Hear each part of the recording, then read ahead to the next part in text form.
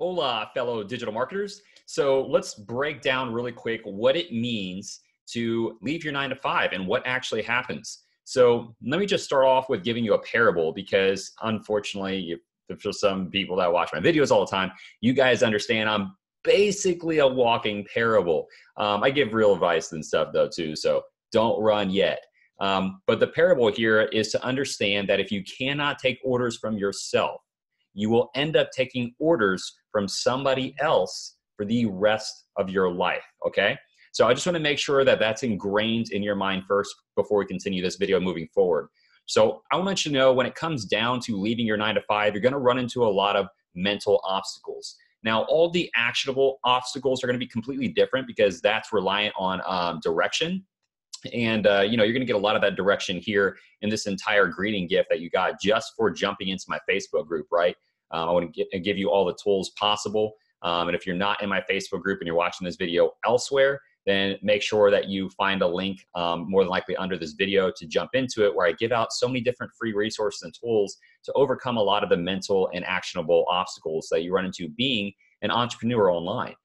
So anyway, with this specific piece of information, leaving your 9 to 5, you need to understand that you're going to feel kind of out of place, right? Especially if you were in a corporate setting, or if you're having to go into an office every day, which more than likely you're not right now.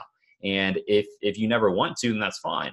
But I'm gonna let you know, as somebody leaving your 9 to 5, you're going to come home, you're gonna wake up every day, and it's gonna be easy to just sit on the couch. It's gonna be easy to do a lot of things that are mundane tasks and unnecessary, like non-money making activities, such as doing the laundry, cleaning the dishes, making sure the kids' clothes are picked up, making sure that your clothes are picked up, the bed's made, like all this other stuff, going and running errands, okay? So I'm gonna let you know, there's a lot of things that you can do at night whenever you don't need your mind to be fresh and more productive. You need your mind to be fresh and productive when you're starting to run down, right, these actual money-making tasks that you need to do, right? This is the real actionable stuff that makes you money. That's what you need your mind fresh for. Doing laundry and doing dishes and shit like that, dumb. Like, don't do that during the day. That is not a money-making activity. And if you try to tell yourself you need it to make your head clear, then you're lying to yourself, okay? If you really, really meant that, right, and you really wanted to hold true to that, then you would have done it the night before, because it would have been ready to go for the next day. So don't lie to yourself and say you need it to clear your head, because you would have already done it. And leaving your 9 to 5, it's going to require a lot of discipline. A lot of your friends are going to still be wanting to go out over the weekends. They're going to want to hang out after 5 p.m., right? The time that they clock out.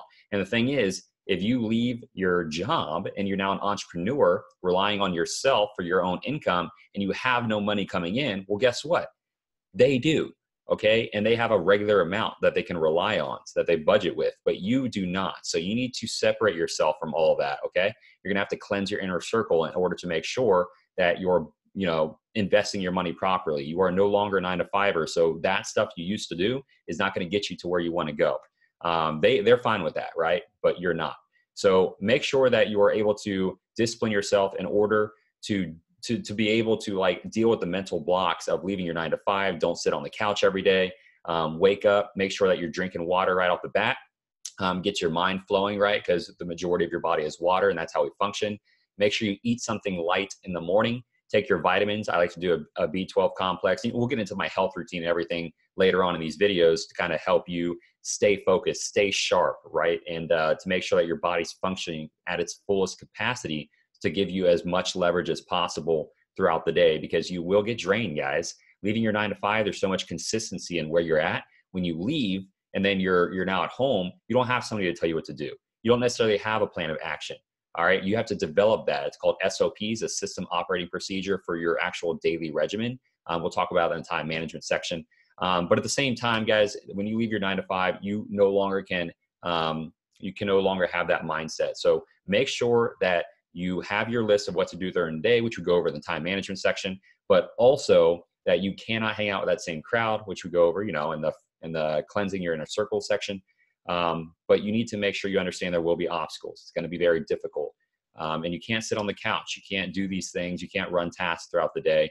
This is all my advice for leaving your 9 to 5, and to understand that this is a new life for you and a new world. You're going to have to do stuff you're uncomfortable with, and that your friends and family may disagree with in order to make sure that you do make it.